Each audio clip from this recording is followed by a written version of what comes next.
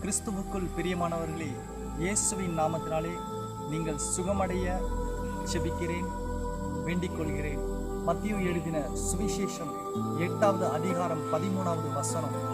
இயேசு அவனை நோக்கி, நீ போகலாம், நீ விசுவாசித்தபடியே உனக்கு ஆக கடவுள் என்றார். அந்த நாழிகையிலேயே அவன் சொஸ்தமானான் என்று வேதம் சொல்லுகிறது. கப்பர்நகூமிலே இயேசு பிரவேசித்த பொழுது 100க்கு அதிபதி ஒருவன் இயேசுவிடத்தில் வந்து வேண்டிக் கொண்டான். வீட்டிலே என் வேலைக்காரன் நிர்வாதமாய் கொடிய வேதனைப்படுகிறான். ஆகிலும் இயேசு சொன்னார், நான் வந்து அவனை சொஸ்தமாக்குவேன் என்று சொன்னார். அவன் பிரதியுத்தரமாக, ஆண்டவரே, நீர் என் வீட்டுக்குள் பிரவேசிக்க நான் பாத்திரம் அல்ல.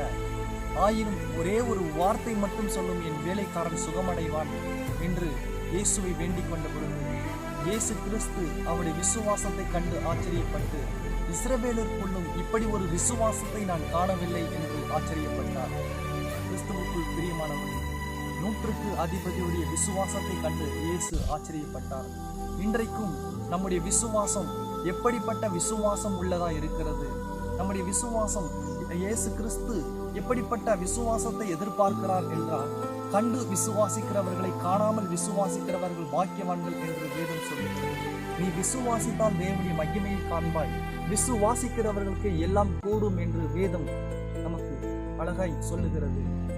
பிரியமானவர்களே, இப்பொழுதும் அவர் இயேசு கிறிஸ்து அந்த சொன்ன நேரத்திலே, அந்த நாழிகையிலே அவனுடைய வேலைக்காரன் வீட்டிலே திமிர்வாதமாய் கிடந்த அந்த வேலைக்காரன் பரிபூர்ண சுகமடைந்து, பரிபூர்ண விடுதலை அடைந்து சுகத்தை பெற்றுக்கொண்டான்.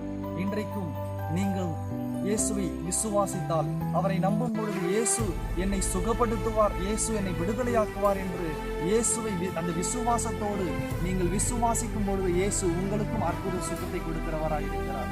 உங்களுக்காக நான் ஜெபிக்கிறேன். இயேசுவின் நாமத்தில் ஜெபிக்கிறேன். நல்ல